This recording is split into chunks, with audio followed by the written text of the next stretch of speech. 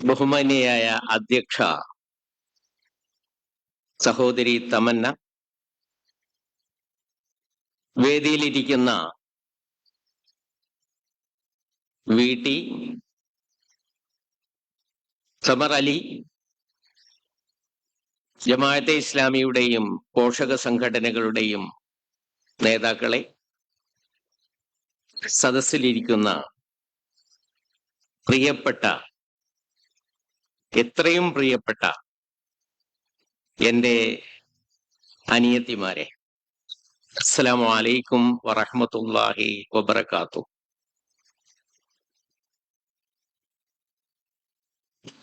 ഇത്രയും ബൃഹത്തായ മനോഹരമായ ഒരു പരിപാടി സംഘടിപ്പിച്ചതിൽ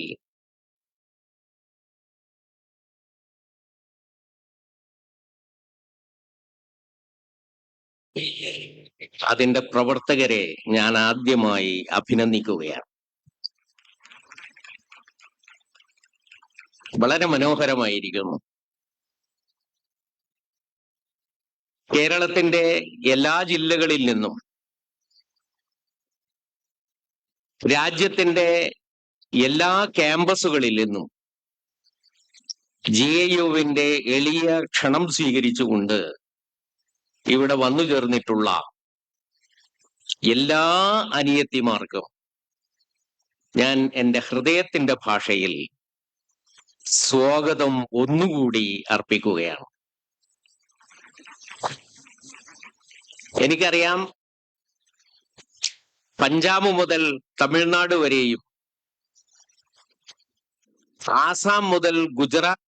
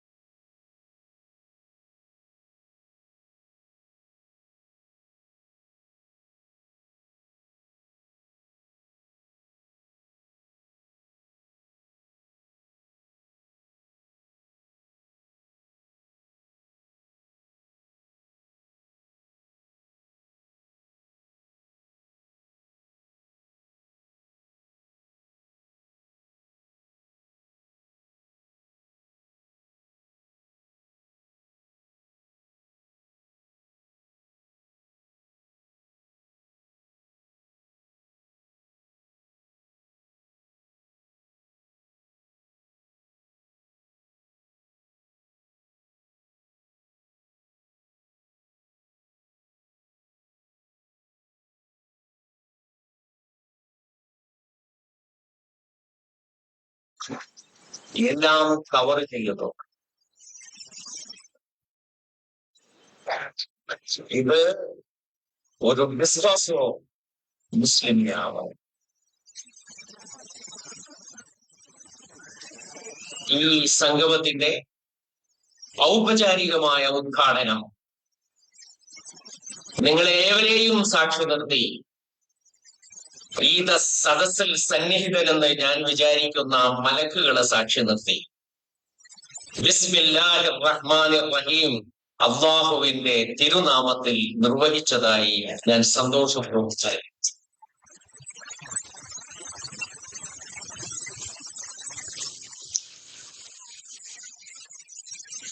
രാജ്യത്തിന്റെ നാനാഭാഗങ്ങളിൽ നിന്നായി, പ്രത്യേകിച്ച് ഇന്ത്യയുടെ വിവിധ ജില്ലകളിൽ നിന്നായി കുറെ പെൺകുട്ടികൾ ഇവിടെ വന്നു ചേർന്നു എന്നുള്ളതായിരിക്കും നിങ്ങളുടെ മനസ്സിൽ ഈ സമ്മേളനത്തെ കുറിച്ചുള്ള ചിത്രം. പക്ഷേ എന്റെ മനസ്സിൽ അങ്ങനെയല്ല. എന്റെ മനസ്സിൽ ഇതിന് വലിയ പ്രാധാന്യമുണ്ട്.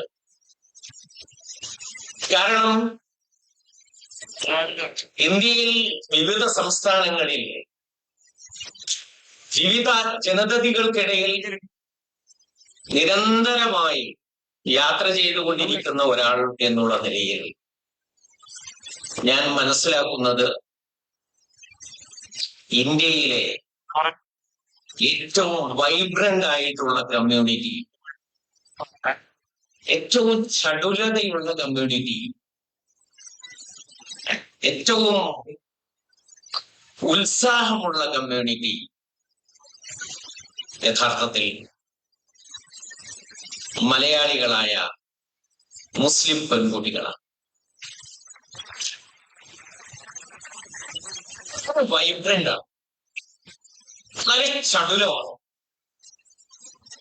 വളരെ ചലനാത്മകമാണ് കേരളത്തിലെ മുസ്ലിം പെൺകുട്ടികളുടെ കമ്മ്യൂണിറ്റി.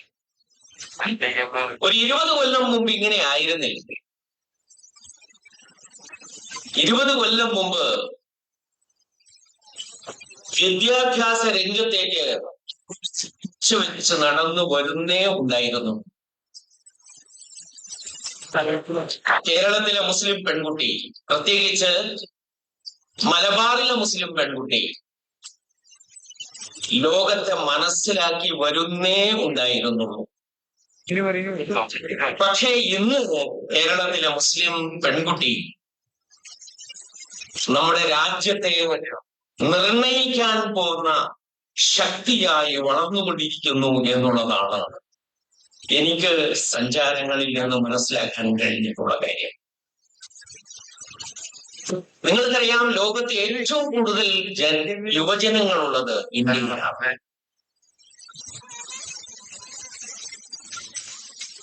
യുവജനങ്ങളിൽ തന്നെ ആനുപാതികമായി നോക്കുകയാണെങ്കിൽ ഏറ്റവും കൂടുതൽ യുവജന സാന്നിധ്യമുള്ളത് മുസ്ലിം കമ്മ്യൂണിറ്റിയിലാണ്. മുസ്ലിം കമ്മ്യൂണിറ്റിയിലെ യുവജനങ്ങളെ എടുത്ത് പരിശോധിക്കുകയാണെങ്കിൽ അവരിൽ ഏറ്റവും വൈബ്രന്റ് ആയ ജനവിഭാഗമുള്ളത് കേരളത്തിലാണ്. കേരളത്തിലെ ആൺ പെൺ സമൂഹങ്ങളെ ഒന്നിച്ച് നമ്മൾ നോക്കുകയാണെങ്കിൽ വിദ്യാഭ്യാസ രംഗത്തും സാംസ്കാരിക രംഗത്തും കലാസാഹിത്യ രംഗത്തും എല്ലാ രംഗങ്ങളിലും ഇന്ന് മേൽക്കൈ നേടിക്കൊണ്ടിരിക്കുന്നത് പെൺകുട്ടികളാണ് എന്നുള്ള വസ്തുത മനസ്സിലാക്കുമ്പോഴാണ് ഈ സദസ്സിന്റെ പ്രാധാന്യം നമ്മുടെ ഉള്ളിലേക്ക് വരുന്നത്. യഥാർത്ഥത്തിൽ തമന്ന സുൽത്താൻ പറഞ്ഞ കാര്യമുണ്ടല്ലോ, ഇസ്ലാമികമായ വേഷം ധരിച്ച ഒരു പെൺകുട്ടി, ആ പെൺകുട്ടിയുടെ സാന്നിധ്യം തന്നെ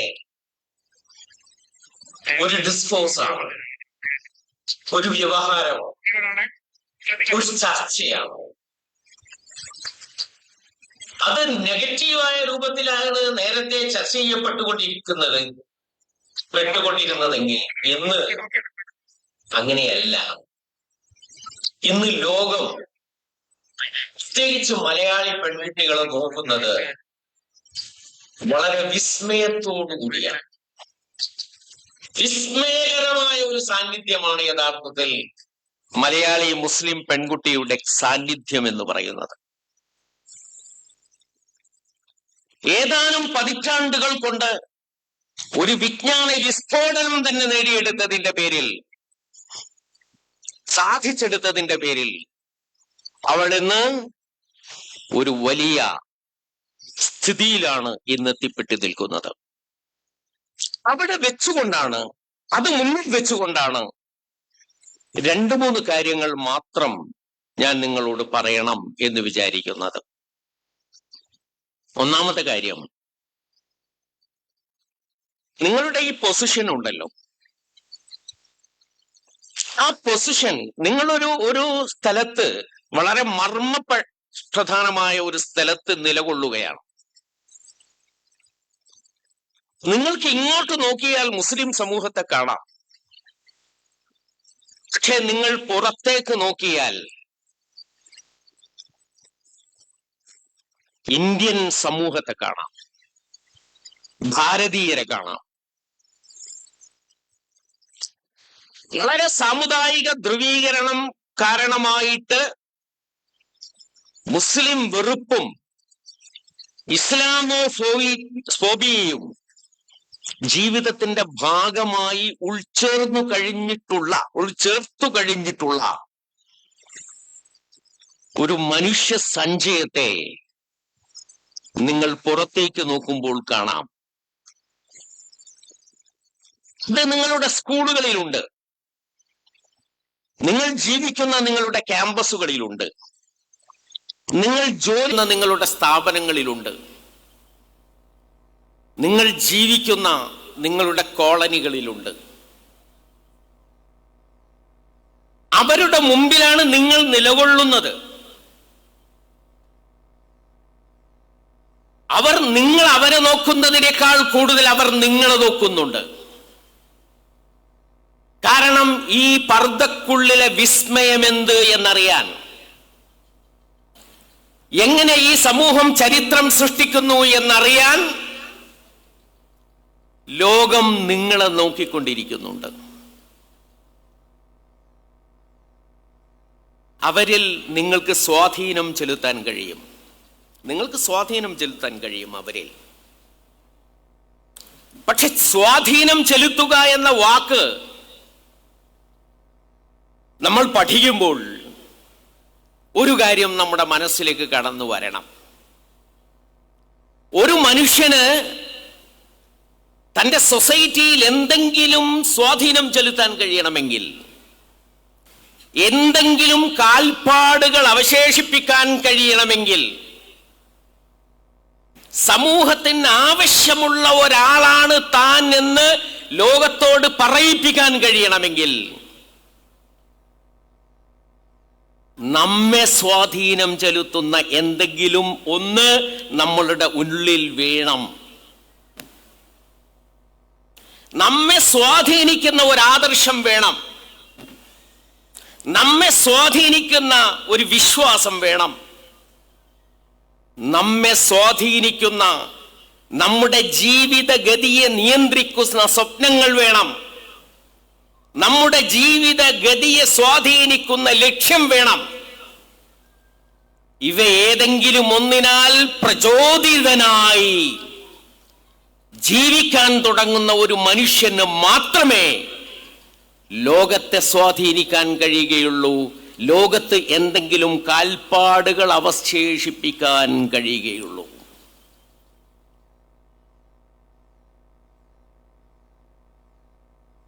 ഗസയെ സംബന്ധിച്ചാണ് ഈ മൈതാനിയിലേക്ക് വരുമ്പോൾ ഏറ്റവും കൂടുതൽ ഓർക്കാൻ കഴിയുന്നത്. ഗസയുമായി ബന്ധപ്പെട്ട ഒരുപാട് പ്രതീകങ്ങൾ ഈ ഹാളിൽ അങ്ങിങ്ങായിട്ടുണ്ട്. അതിൽ നിന്ന് പ്രചോദനം നിങ്ങൾ ഉൾക്കൊള്ളും എന്നതുകൊണ്ടായിരിക്കണം ഇങ്ങനെ ഈ നഗരി തന്നെ സംവിധാനിച്ചു വെച്ചിരിക്കുന്നത്. ഒക്ടോബർ 7 വരെയുള്ള ഒരു ഗസയുണ്ട്. സകല സാമ്രാജ്യത്വ ശക്തികളും സകല പ്രചാരണോപാധികളും ചേർന്നുകൊണ്ട് ശല്യക്കാർ എന്ന് വിശേഷിച്ചിരുന്ന ഒരു ഗസ.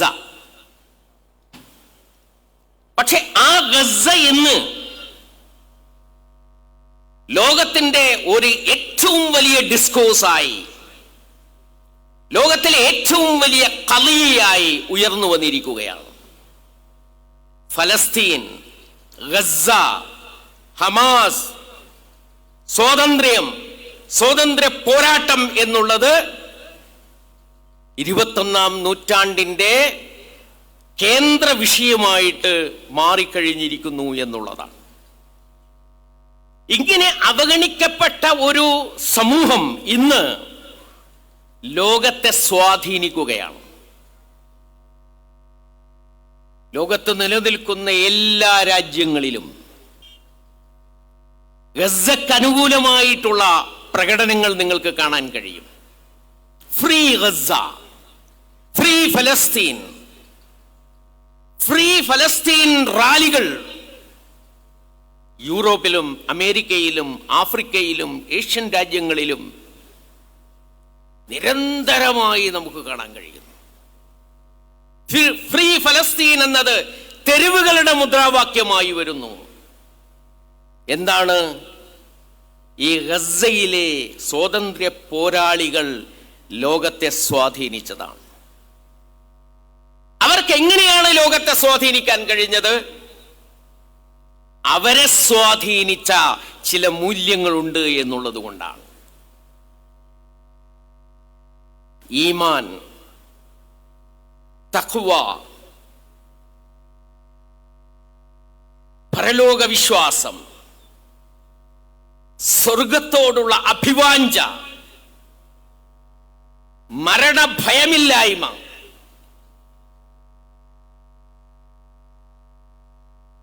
അത് വല്ലാത്ത ഒരു കാഴ്ചയാണ്, വല്ലാത്ത കാഴ്ചയാണ്.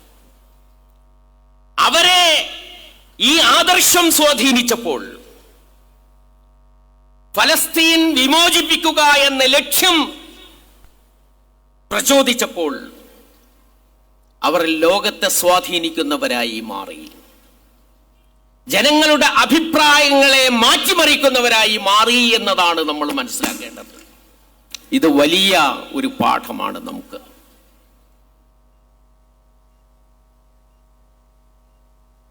അമേരിക്കയെ അനുകൂലിക്കുന്ന മാധ്യമങ്ങൾ, ഇസ്രായേലിനെ അനുകൂലിക്കുന്ന മാധ്യമങ്ങൾ, ലോകത്ത് മഹാഭൂരിപക്ഷവും അങ്ങനെയുള്ള മാധ്യമങ്ങളാണ്.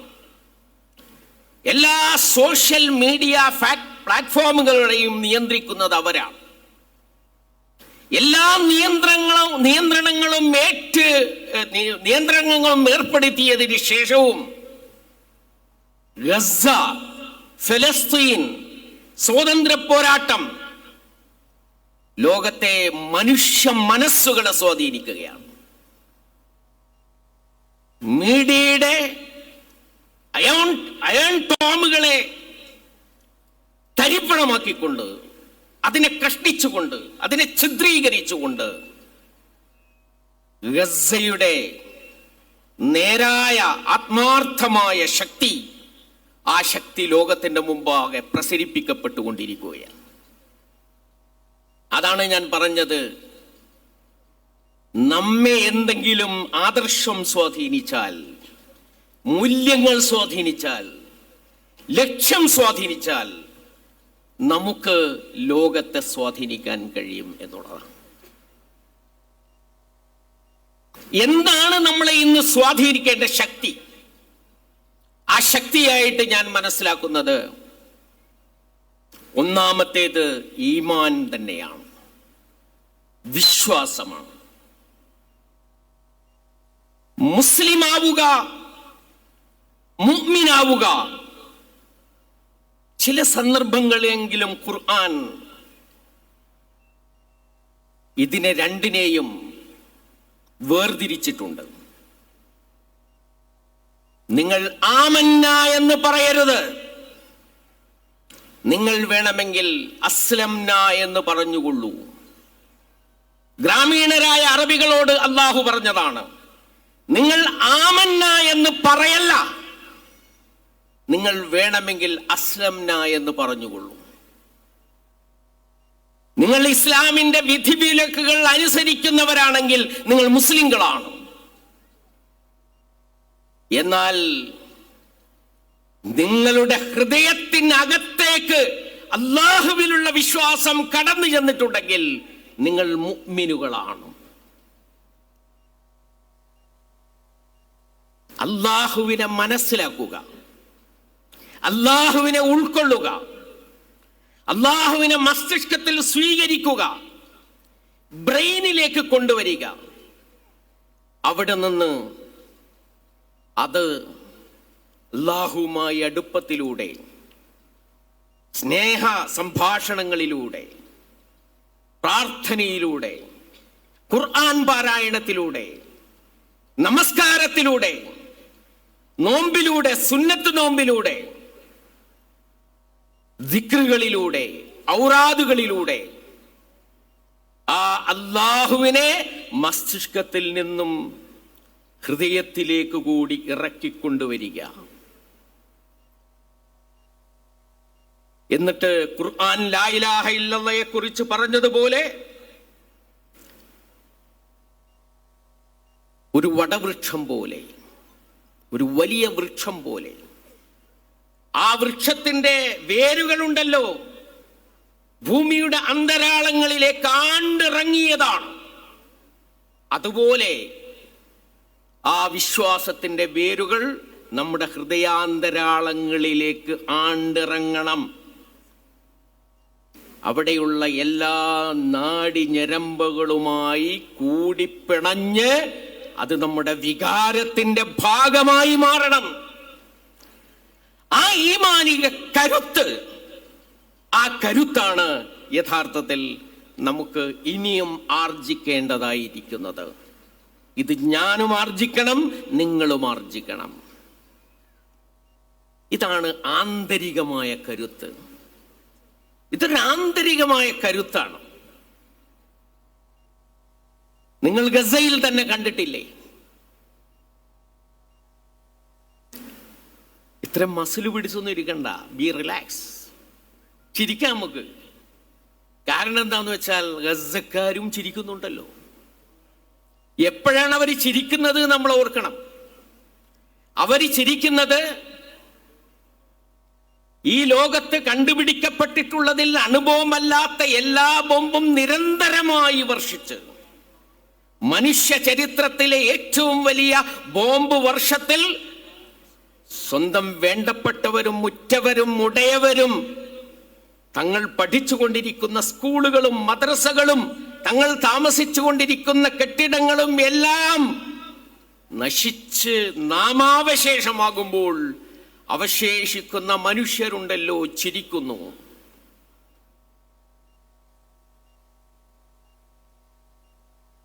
ആ ചിരി മനോഹരമായ ഒരു ചിരിയാണ്. ആ ചിരി ആന്തരികമായ കരുത്തിന്റെ ചിരിയാണ്, ഉൾക്കരുത്തിന്റെ ചിരിയാണ്. ആ ഉൾക്കരുത്ത് ആർജിക്കുവാൻ നമുക്ക് സാധിക്കണം. അതിനുള്ള പ്രചോദനമാണ് ഈ ഡിസ്കാസോ മുസ്ലിമ എന്ന് പറയുന്നത്.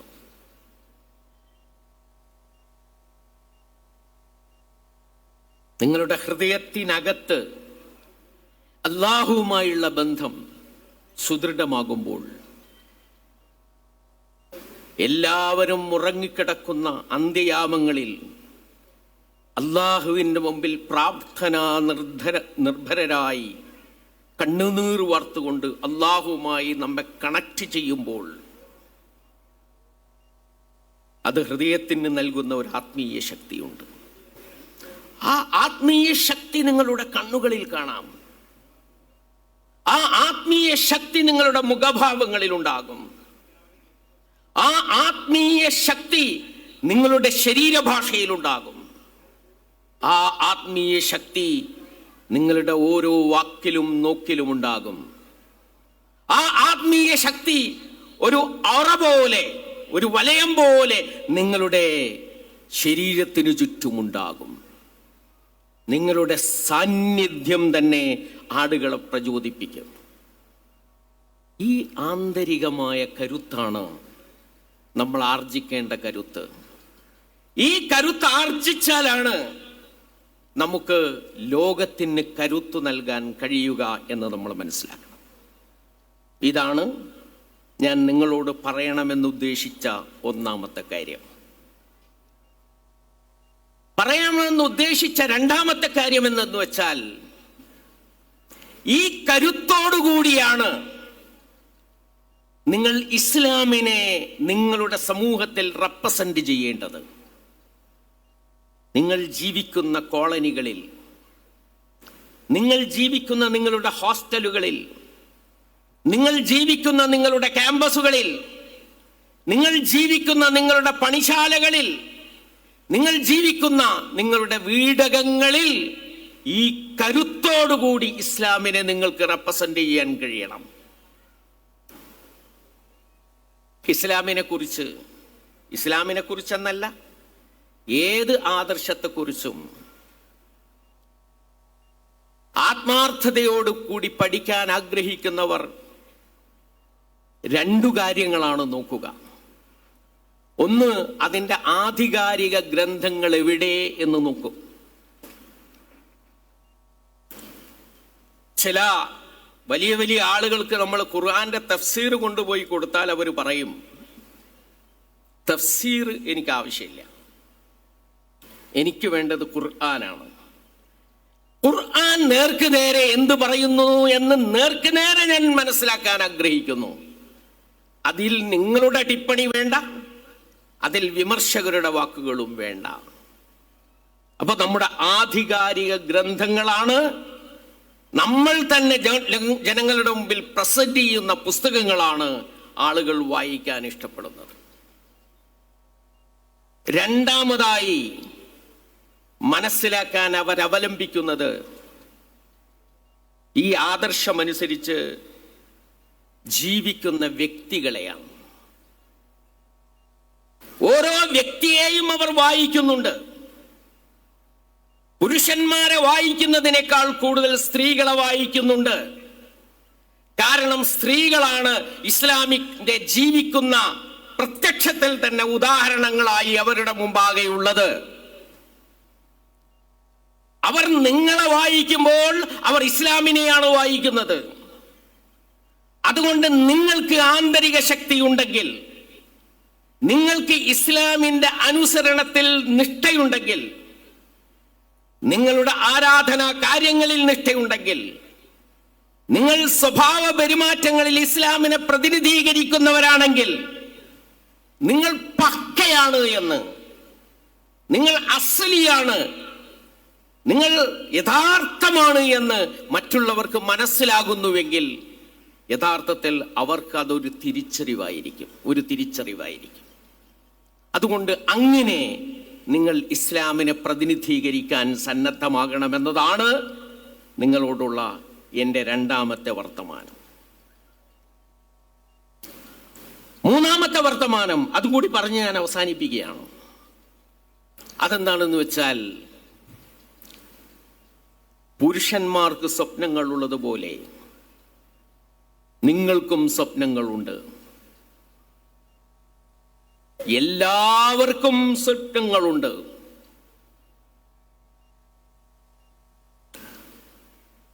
ഇന്ന സഅയക്കും ലശത്ത.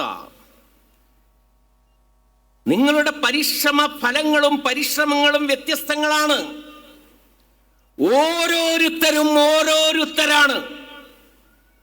ഓരോരുത്തരാണ്. ഓരോരുത്തരുടെയും കഴിവുകൾ, ഗുണങ്ങൾ, ജീവിത സാഹചര്യങ്ങൾ, യോഗ്യതകൾ എല്ലാം വേറിട്ട് നിൽക്കുന്നതാണ്. ഇന്ന സഅയക്കും ലശത്ത. നിങ്ങൾ ഒരാളും മറ്റൊരാളെ പോലെയാകാൻ ശ്രമിക്കേണ്ടതില്ല. നിങ്ങളുടെ കരുത്ത് നിങ്ങളാവുന്നതിലാണ് നിങ്ങളുടെ കരുത്ത്. നിങ്ങൾ മറ്റൊരാളാകുന്നതിലല്ല നിങ്ങളുടെ കരുത്ത്. നിങ്ങൾ മറ്റൊരാളാൽ കൂടുതൽ സ്വാധീനിക്കപ്പെടുന്നതിലല്ല നിങ്ങളുടെ കരുത്ത്.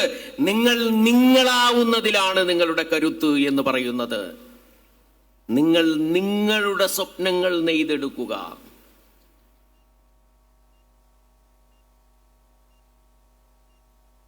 നിങ്ങളുടെ സ്വപ്നങ്ങൾ നെയ്തെടുക്കുക. ആ സ്വപ്നങ്ങളുടെ ആകാശങ്ങളിലേക്ക് നിങ്ങൾ സ്വതന്ത്രമായി പറന്നു പോവുക. ഈ സ്വാതന്ത്ര്യബോധമാണ് നമുക്ക് ഓരോരുത്തർക്കും ആവശ്യം. വിശുദ്ധ ഖുർആൻ 2 പദങ്ങളിൽ അത് പ്രയോഗിക്കുന്നുണ്ട്. ഒന്ന് ഖലീഫ എന്ന പദമാണ്.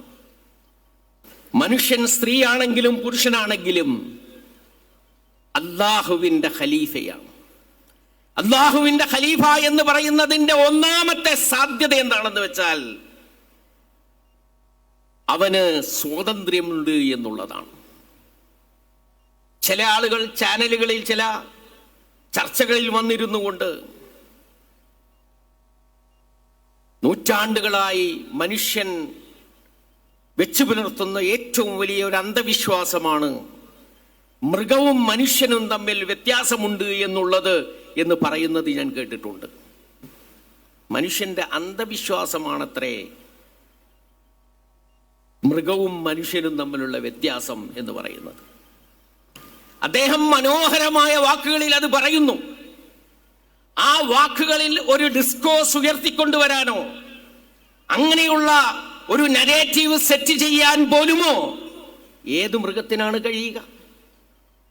മനുഷ്യന് പ്രത്യേകമായി നൽകിയിട്ടുള്ള അൽ ബയാൻ എന്ന് പറയുന്ന കഴിവ് ഉപയോഗപ്പെടുത്തിക്കൊണ്ട് അയാൾ പറയുന്നത് മനുഷ്യന് ഒരു പ്രത്യേകതയുമില്ല എന്നുള്ളതാണ്. എന്നാൽ മൃഗങ്ങളെ അപേക്ഷിച്ച് മനുഷ്യനുള്ള പ്രത്യേകത ഖലീഫ എന്ന് പറയുമ്പോൾ അവന് കിട്ടുന്ന സ്വാതന്ത്ര്യമാണ്. ആ സ്വാതന്ത്ര്യം വിനിയോഗിക്കുന്നതിനെ കുറിച്ച് അമാനത്ത് എന്ന് പറഞ്ഞിട്ടുണ്ട്.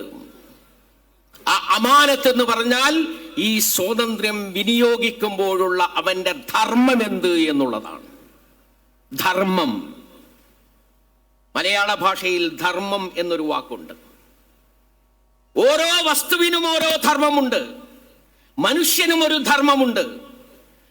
ഓരോ മനുഷ്യനും ഓരോ ധർമ്മമുണ്ട്. അതുകൊണ്ട് നിങ്ങൾ ഓരോരുത്തരും സ്വാതന്ത്ര്യമുള്ള, സ്വപ്നങ്ങളുള്ള, ലക്ഷ്യങ്ങളുള്ള, പ്രത്യേകമായ കഴിവുകളുള്ള ആളുകളാണ് എന്ന് നിങ്ങൾ മനസ്സിലാക്കണം. അതങ്ങോട്ട് ഉൾക്കൊള്ളണം. പ്രവാചകൻ സല്ലല്ലാഹു അലൈഹി വസല്ലമയുടെ ഒരു വചനമുണ്ട്, അന്നാസു മആദിനു കമആദിനി ദഹബി വൽ ഫിദ്ദ. മനുഷ്യൻ ഖനികളാണ്. കമആദിനി ദഹബി വൽ ഫിദ്ദ, സ്വർണത്തിന്റെയും വെള്ളിയുടെയും ഖനികളെ പോലെയുള്ള ഖനികൾ. ഇപ്പോൾ ഞാൻ കൂട്ടമായിട്ടല്ല നിങ്ങളെ അഭിസംബോധന ചെയ്യുന്നത്, നിങ്ങളോട് സംസാരിക്കുന്നത് ഓരോരുത്തരവിടാണ്. ഓരോരുത്തരും ശ്രദ്ധിച്ചു കേൾക്കണം. നീ ഒരു ഖനിയാണ്. നിന്റെ ഉള്ളിൽ മൂലകങ്ങൾ കിടക്കുന്നുണ്ട്, മൗലികതകൾ കിടക്കുന്നുണ്ട്. ആ മൂലകങ്ങളെ, ആ മൗലികതകളെ നീ തന്നെ ഉയർത്തിയെടുക്കണം, വളർത്തിയെടുക്കണം. നിനക്ക് അല്ലാഹു നൽകിയിട്ടുള്ള ധർമ്മമുണ്ടല്ലോ, ആ ധർമ്മം ലോകത്ത് മറ്റൊരാൾക്കും നിർവഹിക്കാൻ കഴിയാത്ത ധർമ്മമാണ്. ആ ധർമ്മം ഏത് എന്ന് നിന്റെ ഉള്ളിൽ ആഴത്തിൽ പര്യവേക്ഷണം നടത്തിക്കൊണ്ട് നീ കണ്ടെത്തി അതിനെ പുറത്തെടുത്ത് അതിനെ തഴുകി തലോടി താലോലിച്ച് വളർത്തിയെടുത്ത് ലോകത്ത് വ്യക്തിമുദ്ര പതിപ്പിക്കാൻ ശ്രമിക്കണം എന്നുള്ളതാണ്. എൻ്റെ ശരീരത്തിൻ്റെ മേൽ എനിക്കാണ് സ്വാതന്ത്ര്യമുള്ളത്, എനിക്കാണ് നിർണയാവകാശമുള്ളത്, എനിക്കാണ് കർത്തൃത്വമുള്ളത്. ഞാൻ എന്ത് ചെയ്യണമെന്ന് തീരുമാനിക്കേണ്ടത് ഞാൻ തന്നെയാണ്. ആ സ്വാതന്ത്ര്യം നമുക്ക് നൽകിയിട്ടുള്ളത് സ്രഷ്ടാവായ അല്ലാഹുവാണ്. സ്രഷ്ടാവായ അല്ലാഹുവാണ്. ഞാൻ എൻ്റെ ശരീരം കൊണ്ട് എന്ത് ചെയ്യണം, എൻ്റെ ബുദ്ധി എന്തിനു വേണ്ടി ഉപയോഗിക്കണം, എൻ്റെ ശേഷികൾ എന്തിനു വേണ്ടി ഉപയോഗിക്കണം, എന്തിന് ഞാൻ എൻ്റെ സ്കില്ലുകൾ ഉപയോഗിക്കണം എന്ന് തീരുമാനിക്കാനുള്ള അവകാശം എനിക്കുണ്ട്. ഈ സ്വാതന്ത്ര്യം നൽകിയിട്ടുള്ളത് അല്ലാഹു തന്നെയാണ്. അങ്ങനെ സ്വാതന്ത്ര്യമുള്ള ഒരുവനായി മനുഷ്യനെ സൃഷ്ടിച്ചിട്ടുള്ളത് അല്ലാഹുവാണ്. പക്ഷേ ഞാൻ തീരുമാനിച്ചത് എൻ്റെ ശരീരത്തിൻ്റെ മേലുള്ള എൻ്റെ കർത്തൃത്വം, എൻ്റെ നിർണയാവകാശം എന്നെ സൃഷ്ടിച്ചു സംവിധാനിച്ച, എനിക്ക് ജീവനും ജീവിതവും നൽകിയിട്ടുള്ള, ജീവിത സൗകര്യങ്ങൾ നൽകിയിട്ടുള്ള എൻ്റെ അല്ലാഹുവിന് വേണ്ടി ഞാൻ സമർപ്പിക്കുന്നു എന്നുള്ളതാണ്. ഇനി മുതൽ എൻ്റെ ജീവിതത്തിൻ്റെ ഭാഗധേയം നിർണയിക്കുന്നത് അല്ലാഹുവിൻ്റെ കൽപ്പനകളാണ്. ഞാൻ എന്നെ മനസ്സിലാക്കി, എന്നെ വളർത്തിയെടുത്ത്, എൻ്റെ സ്കില്ലുകൾ വികസിപ്പിച്ചെടുത്ത് ഞാൻ ചെയ്യുന്ന കാര്യം ഈ ഭൂമിയിൽ അല്ലാഹുവിന്റെ കൽപ്പനകൾക്കനുസരിച്ചുള്ള ഒരു നാഗരികതയും ഒരു സംസ്കാരവും ഒരു ജീവിത രീതിയും കെട്ടിപ്പടുത്തുകൊണ്ട് ഭൂമിയെ വർണ്ണാഭമാക്കുവാനുള്ള ശ്രമത്തിലാണ് ഞാൻ ഏർപ്പെടുന്നത്, ഞാൻ ഏർപ്പെടേണ്ടത്. അതുകൊണ്ട് ഞാൻ ഖലീഫയാണ്. അതുകൊണ്ട് ഞാൻ നിർവഹിക്കുന്ന ദൗത്യം അമ്മാനത്താണ്. ഇങ്ങനെ അല്ലാഹുവിന് സമർപ്പിക്കാൻ നമുക്ക് കഴിയണം. ഒന്നുകൂടി സംസാരിക്കാൻ എനിക്ക് സമയമുണ്ട്. അതിൽ ഞാൻ പറയുന്നത് ലോക നാഗരികത ഇന്നോളം വളർത്തിയെടുത്തിട്ടുള്ള, വികസിപ്പിച്ചു കൊണ്ടുവന്നിട്ടുള്ള ഒരു മൂല്യം, ആ മൂല്യം ഇന്ന് ഏറ്റവും വലിയ ഒരു ഭീഷണിയെ അഭിമുഖീകരിച്ചു കൊണ്ടിരിക്കുകയാണ്. വലിയ ഭീഷണിയെയാണ് അഭിമുഖീകരിക്കുന്നത്. ഏതാണ് ആ ഭീഷണി എന്നല്ലേ, ആ മൂല്യം എന്നല്ലേ? അത് കുടുംബം എന്ന മൂല്യമാണ്. കുടുംബം. ഖുർആനിൽ കുടുംബത്തെക്കുറിച്ച് മനോഹരമായി സംസാരിച്ചിട്ടുണ്ട്. ഏതൊരു അള്ളാഹുവിനെ കുറിച്ചാണോ സൂക്ഷിക്കുകയും പറയുകയും ചെയ്തുകൊണ്ടിരിക്കുന്നത്, ആ അള്ളാഹുവിനെ നിങ്ങൾ സൂക്ഷിക്കുക. വൽ അർഹാം, കുടുംബ ബന്ധങ്ങളെയും സൂക്ഷിക്കുക. നമ്മൾ ആ ഭാഗം ഓതുന്ന സമയത്ത് അല്ലദീ തസാഅലൂന ബിഹി എന്ന് പറഞ്ഞിട്ട് അവിടെ നിർത്തിയിട്ട് രണ്ടാമത് ശ്വാസം അയച്ചോതിയാൽ ഖുർആൻ പഠിപ്പിക്കുന്ന മൊല്ലാക്ക നമ്മുടെ കൊല്ലിക്ക് പിടിക്കും. അവിടെ നിർത്താൻ പാടില്ല, അവിടെ ശ്വാസം വിടാൻ പാടില്ല. കാരണം എന്താണ്? നിങ്ങൾ അള്ളാഹുവിനെ സൂക്ഷിക്കേണ്ട മുറപ്രകാരം സൂക്ഷിക്കുക എന്ന് പറഞ്ഞ അതേ ശ്വാസത്തിൽ തന്നെ കുടുംബ ബന്ധങ്ങളെയും സൂക്ഷിക്കണം എന്ന് അള്ളാഹു സുബ്ഹാനഹു വ തആല പറയുന്നത് നമുക്ക് കാണാൻ കഴിയും. അള്ളാഹു അവൻ്റെ ഇഷ്ടപ്പെട്ട പേരെന്താണെന്നറിയാം നിങ്ങൾക്ക്? അവൻ്റെ ഇഷ്ടപ്പെട്ട പേര് അർ-റഹ്മാൻ എന്ന പേരാണ്. കാരുണ്യം എന്ന പേര്. മനോഹരമായ പേരാണ്. ആ അർ-റഹ്മാൻ, അർ-റഹീം എന്നീ വാക്കുകളുടെ സത്ത് പിഴിഞ്ഞെടുത്ത് അതുകൊണ്ടാണ് ശരിക്ക് കുടുംബ ബന്ധത്തിന് അള്ളാഹു പേര് നൽകിയിട്ടുള്ളത്, റഹിം എന്ന പേര്. ഈ പേര് കുടുംബ ബന്ധത്തിന് മാത്രമല്ല നൽകിയത്, മറിച്ച് ഗർഭപാത്രത്തിനും അതേ പേരാണ് നൽകിയത്, റഹിം എന്ന പേര്. ഗർഭപാത്രം എങ്ങനെയാണോ ഒരു കുഞ്ഞിന് സംരക്ഷണം നൽകുന്നത്, അതുപോലെ പുറത്തേക്ക് വരുന്ന കുഞ്ഞിന്, മനുഷ്യപുത്രന്, മനുഷ്യപുത്രിക്ക് സംരക്ഷണം നൽകുന്ന ഒരു കവചമാണ്, വളർച്ചയ്ക്ക് അവസരമൊരുക്കുന്ന, ഭക്ഷണവും വസ്ത്രവും ലഭ്യമാകുന്ന ഒരു കവചമാണ് യഥാർത്ഥത്തിൽ ഈ കുടുംബം എന്ന് പറയുന്നത്. ഈ കുടുംബത്തെ തകർക്കണമെന്നത് ചിലരുടെ താല്പര്യമാണ്. കുടുംബം ഒരുപാട് സർവീസ് മനുഷ്യന് നൽകുന്നുണ്ട്, സേവനം മനുഷ്യന് നൽകുന്നുണ്ട്. എനിക്ക് ഭക്ഷണം ലഭിക്കുന്നത് എൻ്റെ കുടുംബത്തിൽ നിന്നാണ്, എൻ്റെ വസ്ത്രം അലക്കി കിട്ടുന്നത് എൻ്റെ കുടുംബത്തിലാണ്, ഞാൻ രോഗിയാകുമ്പോൾ ശുശ്രൂഷിക്കുന്നത് എൻ്റെ കുടുംബമാണ്, ഞാൻ വൃദ്ധനാകുമ്പോൾ, നിങ്ങൾ വൃദ്ധയാകുമ്പോൾ നിങ്ങൾക്ക് സംരക്ഷണം ഒരുക്കുന്നത് നിങ്ങളുടെ കുടുംബമാണ്,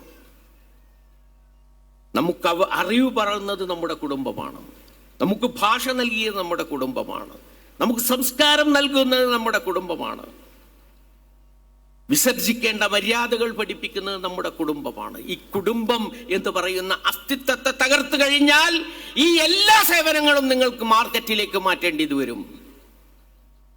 പ്രസവിക്കാൻ മാർക്കറ്റ്, മരിക്കാൻ മാർക്കറ്റ്, സന്തോഷത്തിന് മാർക്കറ്റ്, സംതൃപ്തിക്ക് മാർക്കറ്റ്, മനസ്സമാധാനത്തിന് മാർക്കറ്റ്, അങ്ങനെ മാർക്കറ്റ് പൊടിപൊടിക്കണമെന്ന് ആഗ്രഹിക്കുന്ന മാർക്കറ്റിന്റെ ശക്തികൾ ആഗോളതലത്തിൽ ഭീമന്മാരായി മൾട്ടിനാഷണൽ കമ്പനികളായി വളർന്നു വന്നുകൊണ്ട് കുടുംബം എന്ന അസ്തിത്വത്തെയും സ്ഥാപനത്തെയും തകർക്കണമെന്ന ദുഷ്ടലാക്കോടുകൂടി ഇവിടെ പ്രവർത്തിച്ചു കൊണ്ടിരിക്കുന്നുണ്ട്. അവരാണ് സ്വതന്ത്ര ലൈംഗികത പ്രചരിപ്പിക്കുന്നത്. അവരാണ് കുടുംബ ബന്ധത്തെ എവിടെ തകർത്തെറിയാമോ അതിനുള്ള മാർഗങ്ങൾ ആരാഞ്ഞുകൊണ്ടിരിക്കുന്നത്. അവരാണ് ചാനൽ ചർച്ചകളിൽ വന്നുകൊണ്ട് കുടുംബ ബന്ധങ്ങളെ നിഷ്പ്രഭമാക്കാൻ വേണ്ടി പരിശ്രമിച്ചു കൊണ്ടിരിക്കുന്നത്. പക്ഷേ കുടുംബ ബന്ധം അങ്ങനെ ഇല്ലാതായി പോകുന്ന ഒന്നല്ല. മനുഷ്യൻ ഈ ലോകത്തേക്ക് കടന്നു വന്നത് കുടുംബമായിട്ടാണ്. ഈ ലോകത്ത് നിന്ന് തിരിച്ചു പോകുമ്പോഴും അവൻ ഒരു സംസ്കാരം എന്ന നിലക്ക് അവസാനിക്കുന്നത് ഭദ്രമായ കുടുംബങ്ങളോടുകൂടിയായിരിക്കും. പക്ഷേ ഈ ഇടവേളയിൽ നമ്മുടെ കുടുംബത്തിന് എന്ത് സംഭവിക്കുന്നു എന്നുള്ളതാണ് ഏറ്റവും പ്രധാനപ്പെട്ട കാര്യം. അവസാനമായി ആ സംഭവം കൂടി ഞാൻ നിങ്ങളെ കേൾപ്പിക്കുകയാണ്. ഗസയിൽ ഇടിഞ്ച് തകർന്നിട്ടുള്ള ഒരു ബിൽഡിങ്ങിന്റെ കോൺക്രീറ്റ് കൂമ്പാരത്തിന് താഴെ ഒരു കുട്ടി പെട്ടുകഴിഞ്ഞിരിക്കുന്നു. റെസ്ക്യൂ ഓപ്പറേഷൻ നടത്തുന്ന ആളുകൾക്ക് മനസ്സിലായി ഈ കുട്ടി അതിനുള്ളിലുണ്ട്.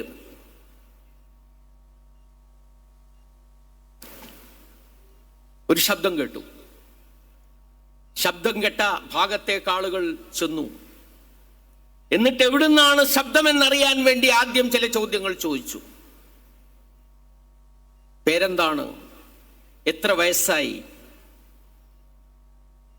അതെല്ലാം മനോഹരമായി മറുപടി നൽകിയതിന് ശേഷം ആ കുട്ടി പറയുന്ന ഒരു കാര്യമുണ്ട്. ഇതേ ബിൽഡിങ്ങിൽ എൻ്റെ ഉമ്മയും ബാപ്പയുമുണ്ട്. നിങ്ങൾ ആദ്യം അവരെ പോയി രക്ഷിക്കൂ. അവരെ രക്ഷിച്ചതിന് ശേഷം സമയമുണ്ടെങ്കിൽ എൻ്റെ അടുത്തേക്ക് വരൂ. ആ വീഡിയോ കാണുമ്പോൾ ഒരുതരം കോരിത്തിരിപ്പുണ്ടായി, ഒരുതരം വല്ലാത്തൊരു വികാരം ഉണ്ടായി. നിങ്ങൾക്കുണ്ടായിട്ടുണ്ടായിരിക്കുമെന്ന് ഞാൻ കരുതുകയാണ്. എൻ്റെ ജീവൻ അപകടത്തിലാകുമ്പോൾ എൻ്റെ മാതാപിതാക്കളെ രക്ഷിക്കൂ എന്ന് പറയുന്നതിലുള്ള നിസ്വാർത്ഥതയുണ്ടല്ലോ, സ്വാർത്ഥതയില്ലായ്മ, അതാണ് സാമൂഹ്യ ജീവിതത്തിന്റെ കാതൽ എന്ന് പറയുന്നത്.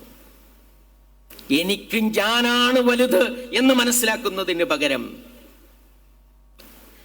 ഞാൻ വലുതാണ്, പക്ഷേ എൻ്റെ ആ വലിപ്പം വർദ്ധിക്കുന്നത് ഞാൻ മറ്റുള്ളവർക്ക് വേണ്ടിയാകുമ്പോഴാണ് എന്നുള്ള ഒരു ചിന്താഗതി ഉണ്ടല്ലോ. ആ ചിന്താഗതി പുതിയ തലമുറയിൽ വളരെ വലിയ ആവശ്യമാണെന്നാണ് ഞാൻ കരുതുന്നത്. എൻ്റെ വാക്കുകൾ അവസാനിപ്പിക്കുകയാണ്. നിങ്ങൾക്ക് എല്ലാവർക്കും ഭാവുകങ്ങൾ നേരുകയാണ്. 2 വർഷത്തെ എന്ന് ഞാൻ തെറ്റി പറഞ്ഞതാ, പക്ഷെ അതൊരു ശരിയും കൂടിയാണ്.